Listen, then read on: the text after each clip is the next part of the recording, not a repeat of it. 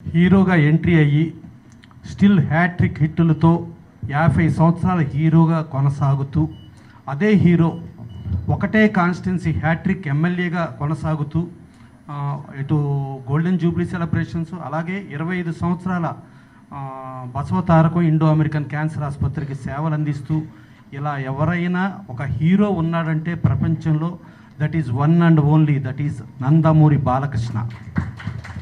ఈ రికార్డు ఎవరికి సొంతమో కాదు, భవిష్యత్తులో ఎవరు ఛేదించలేని ఎప్పటికీ జీవితకాలం ఉండిపోయే రికార్డు సాధించింది ఒక్క నందమూరి బాలకృష్ణ గారు.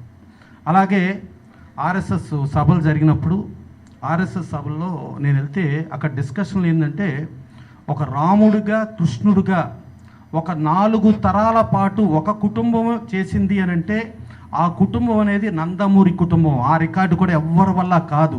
4 తరాల పాటు రాముడిగా చేశారు, ఎన్టీ రామారావు చేశారు, బాలకృష్ణ గారు చేశారు, అట్లా 4 తరాలు. ఆఖరికి జానకిరామ్ కొడుకు ఆయన కూడా పేరు కూడా నందమూరి తారక రామారావు, ఆయన కూడా ఇదే పౌరాణిక పాత్రలు చేయటం 4 తరాల పాటు చేయటం అనేది ఆ రికార్డు ఒక్క నందమూరి కుటుంబం ఉంటుందనేసి ఆర్ఎస్ఎస్ మహాసభల్లో డిస్కషన్లో జరిగింది.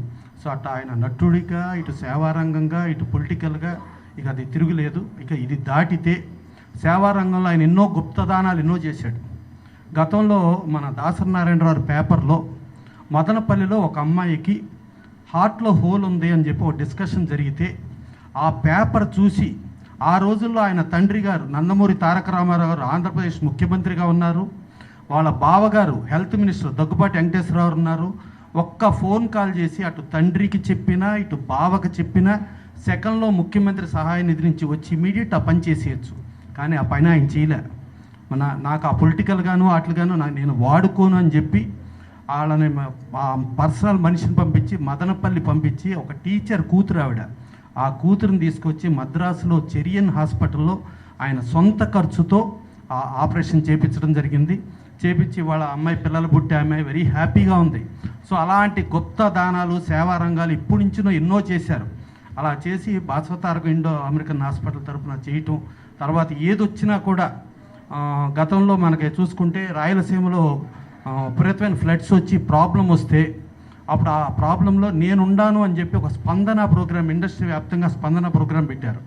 పెడితే కనిపించిన వాళ్ళు కనిపించినట్టు ఆయన డబ్బులు రండి రండి వెయ్యండి అంటాం, అటు ఫ్యాన్స్ని పుచ్చుకుని బాధ వేయటం, కనిపించిన వాళ్ళ బాధ వేయటం, ఇవన్నీ చేస్తూ ఉంటే నేను కబురు పెట్టా, రేపు మీరు రాజకీయ రంగంలోకి వస్తే మీకు ఏదైనా పేపర్ యాడ్లకు కానీ వాటికి కానీ వీటికి కానీ ఏదైనా ఈ ఇండస్ట్రియలిస్టులు పొలిటీషియన్స్ వీళ్ళందరూ డబ్బులు ఇవ్వాలి, ఇవాళ మీరు బాధేస్తే రేపు మనకు డబ్బులు ఎవరు ఇస్తారు ఏంటి అని అంటే అవన్నీ నాకు అనవసరం. ఇవాళ నాకు అక్కడ రాయలసీమలో అక్కడ ప్రాబ్లం వచ్చింది, ఆ ప్రాబ్లంకి నేను అడ్రస్ చేయాలి అని చెప్పి చేశాను.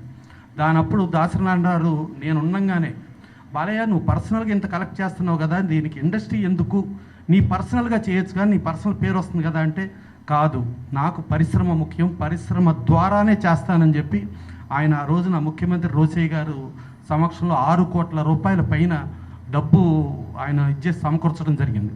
ఆ రోజు తెలుగు ఫిల్మ్ ప్రొడ్యూసర్స్ కౌన్సిల్ నుంచి మా ఈసీ మీటింగ్లో మాట్లాడుకుని 25 లక్షల రూపాయలు చెక్కు తీసుకుని జేబులో తీసుకుని వెళ్ళిన తర్వాత అబ్బా 6 లక్షల పైన వచ్చేసింది కదా ఇంకివ్వటం ఎందుకు లేని మళ్ళీ జేబులో పెట్టుకుని నాకు వచ్చేసా ఇవాళ ఆ రోజున 25 లక్షలు అంటే అంత కష్టపడి ఆయన చేసి ఆయన కరువు అట్లాంటి ప్రతి ఈవెంట్లోనూ అంటే గతంలో ఎన్టీ రామారావు జోలె పట్టుకుని దివిసీమ అప్పుడు కానీ సైనికుల దానప్పుడు కానీ ప్రతి దానప్పుడు ఆయన ఎలా వెళ్ళారో ఆయన వారసత్వంలో నేను ఎప్పుడు ఉంటా అని చెప్పి ఆయన ముందుకెళ్ళటం.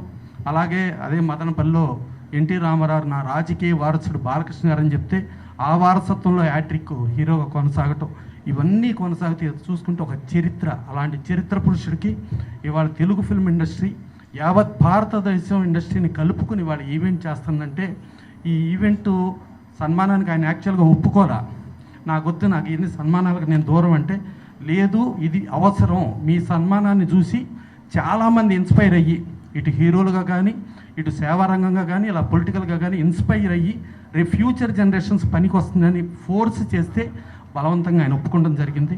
సో అలాంటి ఒప్పుకున్న దానికి ప్రతి ఒక్కళ్ళు భాగం పంచుకొని అందరూ ఎవరి వంతు వాళ్ళు చేస్తూ ఎంటైర్ భారతదేశ సినీ పరిశ్రమ కలిపి ఈ సన్మానం నభూతో నభవిష్యత్తుగా చేస్తాం.